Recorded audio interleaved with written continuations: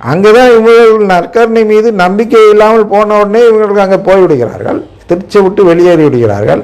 வெறும் தலை எண்ணிக்கையை காட்டுவதற்காக அவர்களை வைத்து என்ன புண்ணியம் திருச்சபைக்கு? யோசித்து பார்க்க வேண்டும். அதில் தான் திருத்தந்தைக்கும் இப்போ உள்ள மற்ற கர்தினால் ஆயர்கள் போன்றவர்களுக்கும் பிரச்சனை வர்றது என்னன்னா, ஐயா நீ உண்மையிலே கத்தோலிக்கராக இருந்தால் இரு, இல்லைன்னா வெளியேறு என்று சொல்வது போல் திருத்தந்தை அவர்கள் பல நடவடிக்கைகள் எடுக்கிறார்கள்.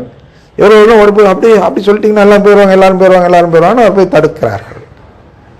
ஐயா நம்பிக்கையை வெளியேறுகிறவனை தடுத்து ஒரு புண்ணியம் இல்லை. ஏன்னா நமக்கு வேண்டியவர்கள் கடவுள் மீது அன்பு இருக்கிறவர்கள், கடவுளிடம் உறவு கேட்கிறவர்கள் தான் நமக்கு வேண்டும் அப்படிங்கிறத யோசிக்கணும்.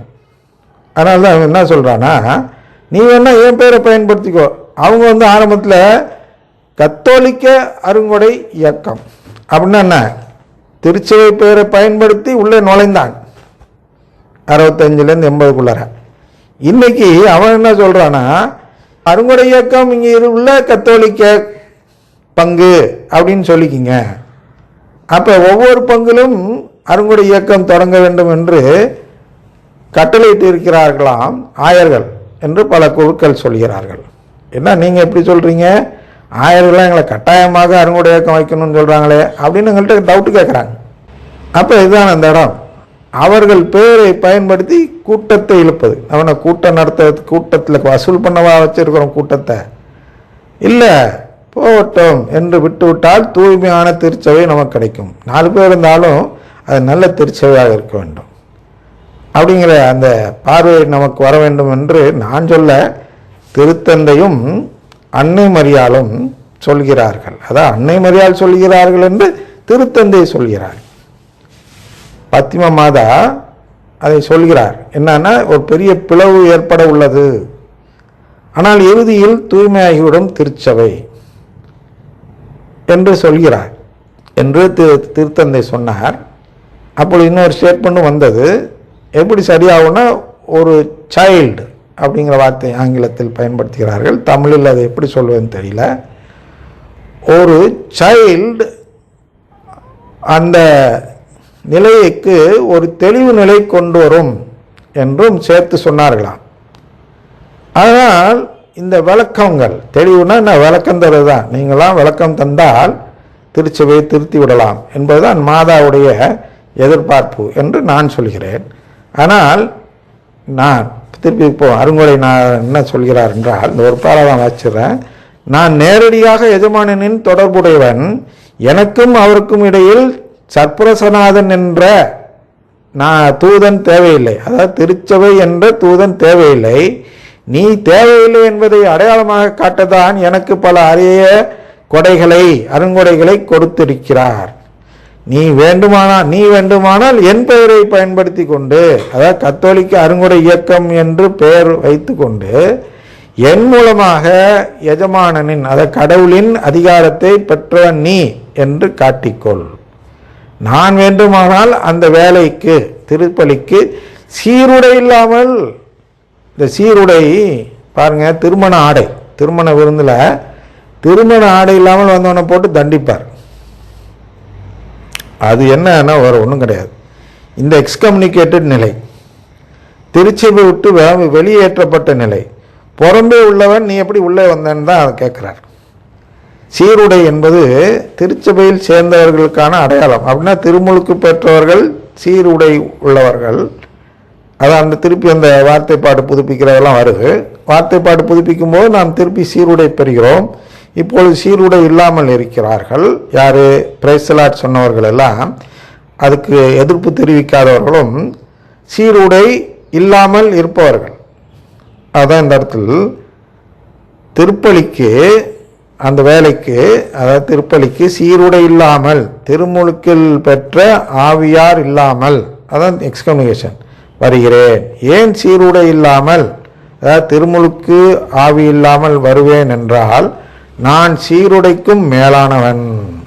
பார்த்தீங்களா, நான் இந்த சாதாரண திருமுழுக்கெல்லாம் இல்லை, நான் முழுக்கு ஞானஸ்தானம் வாங்கினவன். அது பீத்திக்கிறவங்களாம் இருக்கிறாங்க. எதில்? அருங்கொடையில். அதை பெருமையாக சொல்லக்கூடியவர்கள். நான் திருமுழுக்கு, அதாவது முழுக்கு ஞானஸ்தானம் பெற்றவன் என்று சொல்லக்கூடியவர்கள் இருக்கிறார்கள், அபிஷேகம் பெற்றவன் என்று சொல்லக்கூடியவர்கள் இருக்கிறார்கள், ரட்சிக்கப்பட்டவன் என்று சொல்லக்கூடியவர்கள். அந்த முழுக்கு ஞானஸ்தானம் பெற்றவன்களாம் ரட்சிக்கப்பட்டவர்கள் என்று சொல்வார்கள். அவர்களெல்லாம் சீருடை இல்லாதவர்கள். என்ன சீருடை? கத்தோலிக்கருடைய ஆடை. கத்தோலிக்கர் என்ற ஆடை அப்படின்னா கடவுளின் குடும்பத்தை நம்புகிறவர் என்ற ஆடை இல்லாமல் மனித மரபை நம்புகிறவர்கள் என்ற ஆடை தான் முழுக்கு ஞானஸ்தானம், முழுக்கு திருமுழுக்கு. ஏதோ ஒன்று வச்சுங்க. நான் சீருடைக்கும் மேலான திருமுழுக்கு ஆவியாருக்கும் மேலான அந்தஸ்து பெற்றவன், கத்தோலிக்க ஆவியாருக்கு எதிரான ஆவி பெறும் முழுக்கு ஞானஸ்தானம் பெற்றவன் என்று என் உயர்நிலையை மற்றவர்களுக்கு காட்டிக்கொள்ள சீருடை இல்லாமல், அதாவது கத்தோலிக்க ஆவியார் பெறாமல் வந்து துதிப்பாடி முகஸ்துதி செய்து எஜமானனின் சிறப்பு ஆசிரை பெற்றுக்கொள்வேன் பார் என்று சவால் விடுகிறான் அவன்.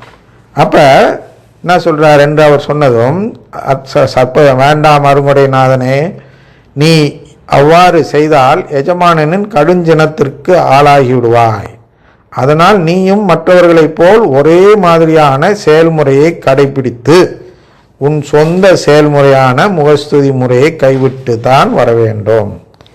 அதான் அங்கே அந்த திருமண விருந்தில் ஏன் வந்து அங்கே இது பண்ணுறாருன்னா, அவன் வேறு முறைமையின் படி வந்து விட்டான், அதனால் அவனை வெளியேற்றி தண்டிக்கிறார். என்னையும் அவமதிக்கிறார், மற்றவங்களுக்கெல்லாம் அவ்வளோ ஒரு முறைமைப்படி நீ வர வேண்டியதானே என்று கேட்கிறது தான் அந்த ஓமை என்று பார்க்கிறோம்.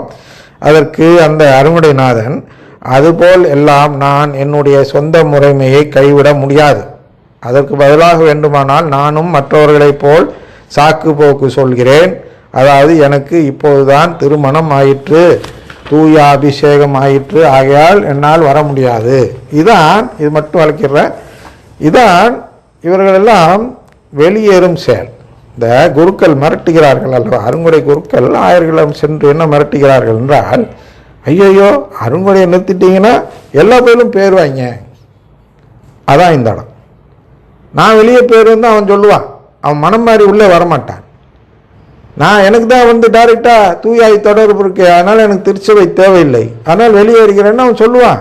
அவன் சொல்கிறவன்லாம் திருச்சபை சேர்ந்தவனே அல்ல. அவனை பிடிச்சி உள்ளே வச்சுக்கிறதுனால நம்மளுக்கு எந்த ஆதாயமும் இல்லை. அதை நாம் தெரிந்து கொள்ள வேண்டும். எனவே அடுத்து என்ன செய்ய திட்டமிட்டு இருக்கிறார் என்பதை அடுத்த பார்க்கலாம். இது இப்போதைக்கு தந்தை மகன் தூயாவின் பெயராலே ஆமன் என்று நிறைவுபடுத்திக் கொள்வோம்.